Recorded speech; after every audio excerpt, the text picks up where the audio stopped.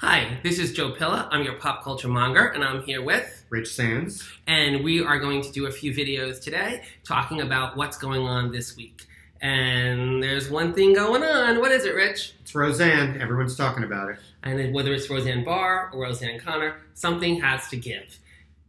Well, does that really make sense? Yeah, I mean, people are having a hard time differentiating between the two, and that's because there are a lot of similarities. They're both Donald Trump supporters, and right now that's the most important thing that people are focusing on. That's obviously the lightning rod. I think the ratings were huge. 25 million people watched the first episode. Which is incredible. And the second week only fell off a little bit, and I think that DVR ratings and people watching on Hulu and other secondary platforms, it's going to stay steady, and it'll be one, if not the top scripted show of the season, one of the top. But I think the key thing we want to talk about here is what the content of the show is, because the first episode starts out and Roseanne and Jackie have had this fight, and it's about the election. And the second episode is really about Darlene's son, Mark, who's going to go to school for the first time in Illinois dressed in feminine clothes.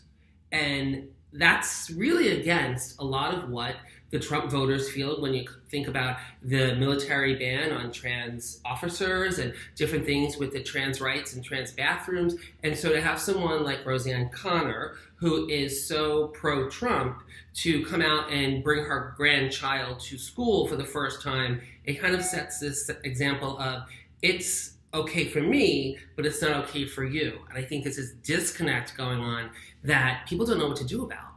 Yeah, I mean, people are really struggling. A lot of people are talking on social media about whether or not they want to support this show and can they separate the artist from the art. And, you know, the problem is Roseanne isn't just a Trump supporter, but she has a lot of controversial ideas.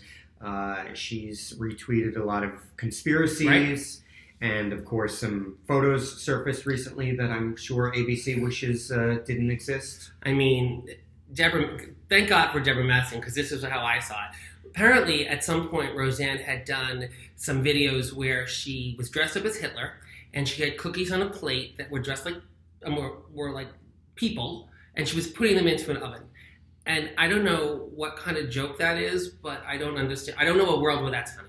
And I feel like we want to be light and fun on our show here, but this is a serious thing, because if this show is going to symbolize the direction that comedy is going to go in, I don't know that I want to support it, but at the same time, I do enjoy the show for the characters of silliness. I'm a big fan of Sarah Gilbert. I love the fact that the new and the old Becky are there together, and as I've said before, Laurie Metcalf can do no wrong, and I feel, much like Melissa McCarthy, she will win an Emmy because she didn't win an Oscar, which is okay, and we all support that.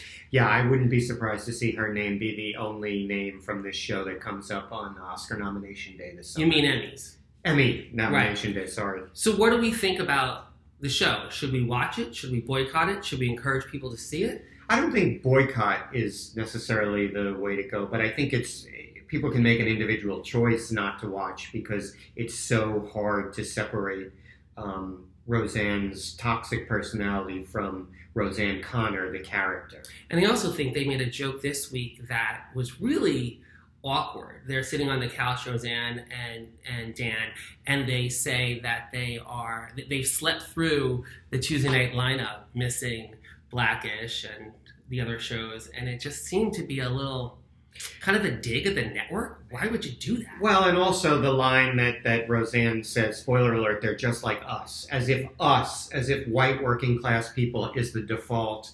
And it seemed to be very dismissive of those shows which are very successful. And, you know, their demographic, the Connor family and the demographic they represent is, you know, just as much an important demographic as what Blackish and Fresh Off the Boat do, but not any more important. Mm-hmm. And I have to say, when you think about casting these shows with like young actors, Blackish has just hit it out of the park. But those two kids that play the twins, the goofy teenage boy, and the beautiful daughter who's now has her own show called Grownish. So we say, let's keep thinking about this. We're annoyed that it's not just fun and games on ABC, but it's Roseanne, and she's just not always easy to take. Yeah, it's definitely going to be an interesting season to follow. All right. Where's the cursor?